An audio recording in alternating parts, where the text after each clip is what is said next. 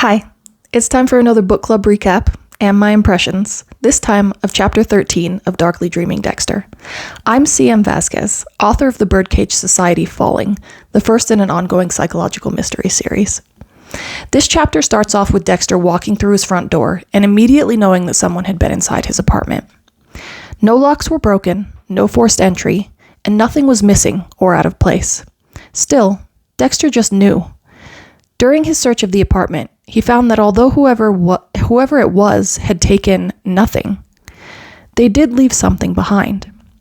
A Barbie doll's head, taped to the freezer door, and inside the freezer was the rest of the doll. Limbs all pulled off and placed inside an ice bucket, and inside the doll's hand was a vanity mirror. Dexter immediately closes the freezer and sits in his lazy boy, lost in thought. He isn't scared or anxious, or even angry that someone has violated his space, although he does recognize that he probably should be. Instead, he feels exhilaration and wonders what this message could mean. The fact that there's another mirror present makes it more important than his previous thinking that the rearview mirror placement at the crime scene was because Dexter had been following the killer.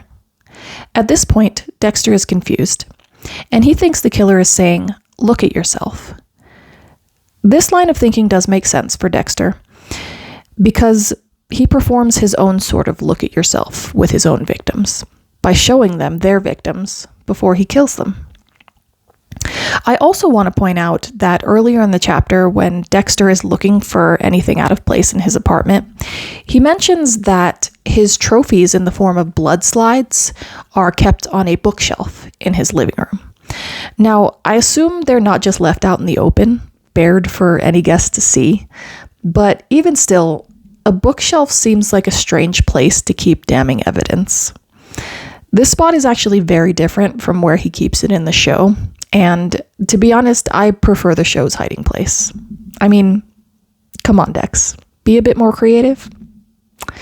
But back to the mirror, and I've touched on this already in previous videos, but I don't think the killer is saying, "Look at yourself." I think it's more, "Look at us." Ultimately, Dexter decides not to tell anyone and do a little wait and see. This is personal, and by keeping it that way, Dexter thinks that there's a chance that he could get closer to the killer. And although he's still conflicted about the reason why he wants to catch the killer, I think the end game will be Dexter killing this person. I don't think he wants to. Not really. But he will, because it's a requirement for the Code of Harry. But I suspect that Dexter will be conflicted right up until the moment that he does the deed. But he'll weigh the consequences outside of the code first.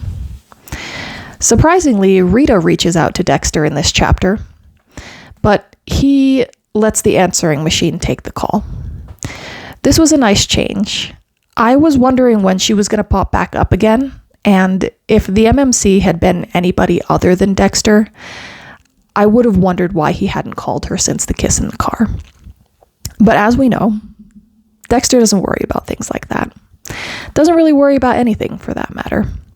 And he does mention in this chapter that he had assumed the relationship was over after his mess up, and he had put it and Rita out of his mind. Rita's message, though, was a flustered jumble of apologies and breathy sighs. She clearly takes responsibility for what happened and wants to tell him something, but she's uncomfortable, and most likely hoping that he'll put the pieces together himself. I think she's feeling guilty. Guilty that she's been withholding intimacy and wants to address the topic of sex. Dexter, of course, is not picking up on any of this. He thinks she's calling to make him understand what he did wrong, and he becomes irritated because now he's thinking about Rita when what he wants to be thinking about is the killer. Rita's purpose, after all, was just supposed to be a disguise, and he finds himself wondering if it's jealousy that he's feeling when it comes to the killer being out there, doing what Dexter would rather be doing. And I find myself wondering, before this actually, a couple chapters before, and in the middle of this chapter, why Dexter hadn't killed anyone so far besides the priest. It's chapter 13, which seems a bit too soon from the last kill, but it's also page 161, and that's actually almost halfway through the book. Dexter does touch on this in this chapter as well, by saying that he wouldn't do it again anytime soon because it's too risky and he hasn't prepared anything. And we do know that according to the Code of Harry, that there's a process.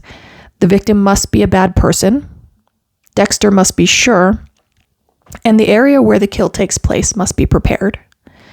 Even so, I do find it strange that he's only killed one person halfway through a book where he's presented as a serial killer. Perhaps there'll only be 2 kills in this book, the priest and this killer that Dexter seems to be so fascinated by. But we're going to find out. Dexter stares at the moon and argues with himself about what he should do next, and by the end, surprises himself, and me, by calling Rita back. She invites him over, and he agrees. He has no idea what will happen, but he expects that she's going to be angry. I expect that she's going to want to be intimate, or at least introduce the idea of it, because she thinks that's what he wants. By the end of the chapter, Dexter has paced his apartment, trying to distract himself, but it seems the killer has triggered Dexter's dark passenger. He turns on his computer and goes on the hunt. And it appears that we'll get another kill out of Dexter after all. That concludes the end of chapter 13. See you next time. Bye.